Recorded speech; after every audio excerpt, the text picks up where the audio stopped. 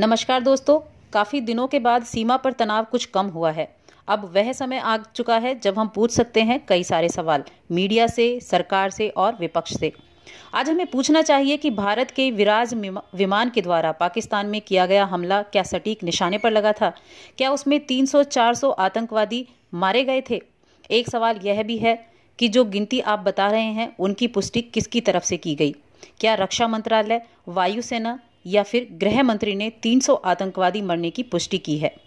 क्या हमारे पास ऐसा कोई वीडियो है जिससे यह पता चल सके कि बम सटीक निशाने पर लगे थे?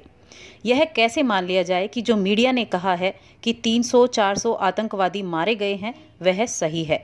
यह भी तो हो सकता है कि एक आतंकवादी ना मारा गया हो, एक भी आतंकवादी ना मारा गया हो, जैसा कि पाकिस्तान ने कहा है। आज हमें पूछना चाहिए कि जिस आरडीएक्स की वजह से विस्फोट हुआ, हमारे 45 जवान बिना लड़ाई, बिना संघर्ष किए वीरगति को प्राप्त हो गए।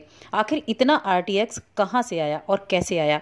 हमें पूछना है कि उस हमले को अंजाम देने वाले लोग कौन कौन थे? वह सेना के काफिले में कैसे घुस गए? उन लोगों को कैसे पता चला कि सेना के काफिले में कौन सी गाड़ी है जो बुलेट प्रूफ नहीं है? हमें पूछना पड़ेगा कि जो कार्रवाई भारत ने पाकिस्तान के खिलाफ की उससे भारत को क्या हासिल हुआ? दोस्तों, निश्चित रूप से यह सवाल बहुत तीखे हैं। इन सवालों के बदले में कुछ लोग यह आरोप भी लगा सकते हैं कि क्या आपको अपनी सेना पर भरोसा नहीं है? ऐसा बोलकर आप सेना का मनोबल तोड़ रहे हो। आप देश विरोधी हो, आप पाकिस्तान परस्त हो, आप सरकार विरोधी हैं। इस पर मैं आपको बताना चाहूंगी कि हर कोई देश में देशभक्त है। विचारधारा अलग हो सकती है, राजनीतिक सोच अलग हो सकती है, लेकिन देश के लिए हर किसी का दिल धड़कता है। यह आपने पिछले कुछ दिनों में देखा है कि किस तरह से सारी पार्टियां सरकार के साथ हो गईं। सब जाति धर्म के लोग अपने मतभेद भूलकर एकजुट हो गए। जो लोग रोजाना दूसरों को गद्दार बताया करते थे, इन दिनों वह भी देश की एकता और अखंडता की नसीहत देने लगे।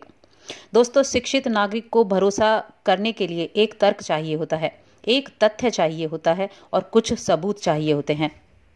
अगर आप कहते हैं कि 400 आतंकवादी मारे गए हैं तो देश इसका सबूत क्यों ना मांगे? अगर आप कहते हैं कि हमला हुआ है तो देश इसका सबूत क्यों ना मांगे? आखिर हमने भी इन दिनों में 56 जवानों की मौत के सबूत दिए हैं ना। हमारे जवानों के परखच्चे उड़ा दिए गए, उनकी लाशें ढूंढना और इकट्ठे करना मुश्किल हो गया। शहर शहर, गांव गांव जनाजे उठे हैं, अर्थी उठी हैं। कितने बच्चे अनाथ हो गए, कितनी महिलाएं विधवा हो गईं। इस बात के सबूत सारी दुनिया के पास हैं। फिर क्यों नहीं आप 400 लोगों के मौत के सबूत देते? सबूत इसलिए नहीं मांगे जा रहे हैं कि किसी को सेना के शौर्य और पराक्रम पर भरोसा नहीं है, बल्कि सबूत इसलिए मांगा जा रहा है कि 56 जवानों की शहादत पर देश ने जो आंसू बहाए हैं, 400 आतंकवादियों की लाशें देखकर हर भारतीय खुशियां मनाए। आप कहते हैं कि इससे सेना का मनोबल टूटता है, लेकिन असलियत में सेना का मनोबल तब टूटता है जब पाकिस्तान कहता है कि हमारा कोई आदमी नहीं मारा गया, हमारा कोई आदमी घायल नहीं हुआ और भारतीय सेना जंगल में बम गिराकर चली गई। पाकिस्तान विदेशी मीडिया को उस स्थान पर, उस जगह पर ले जा रहा है जहां सरकार के अनुसार बम गिराए गए।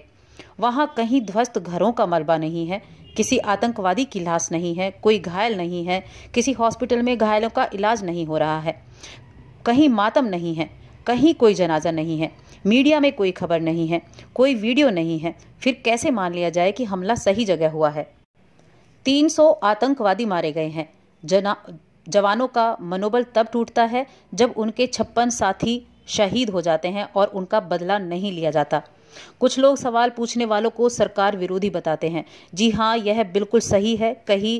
कई लोगों को सरकार का विरोध करने और सवाल पूछने की आदत होती है।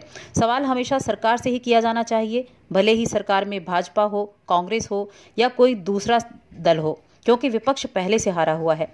क्या सरकार से सवाल पूछना इसलिए बंद कर दिया जाए कि कहीं इससे पाकिस्तान को खुशी न मिल जाए? हजारों लाखों पाकिस्तानी भी तो वहां की सरकार से सवाल पूछ रहे हैं। दोस्तों, इसमें कोई शक नहीं है कि आज का मीडिया पूरी तरह से बिकाऊ है। उन्हें सिर्फ अपनी टीआरपी बढ़ाने से मतलब है। लेकिन आपको बता दूं कि अगर आज किसी को मीडिया से भी ज़्यादा अपनी टीआरपी बढ़ाने की टेंशन है तो वह है देश के प्रधानमंत्री श्री नरेंद्र मोदी और कंगाल देश के प्रधानमंत्री इमरान खान। इमरान खान जो आज अपने आप को शांति का दूत बताने की कोशिश कर रहे हैं, इतने ही विनम्र और शांति के दूत हैं तो आतंकवादी मसूद अजहर को भारत को सौंप कर दिखाएं। और श्री मोदी जी 56 जवानों की शहादत के बाद भी अपनी पीठ थपथपाते घूम रहे हैं। अगर हिम्मत है तो कुलभूषण जाधव को पाकिस्तान से वापस लाकर दिखाए। बाकी जब तक 300 आतंकवादियों की मौत का सबूत नहीं दिया जाता, हम सरकार के दावे का खंडन करते हैं और उनकी हमले में 300-400 आतंकवादी मारे गए हैं। फिलहाल मानते हैं 300 आतंकवादियों के मरने का सरकार का दावा बिल्कुल झूठा है। अपनी अगली वीडियो में हम आपको बताएंगे कि पुलवामा हमले के बाद भारत को ज़्यादा नुकसान हुआ या पाकिस्तान को।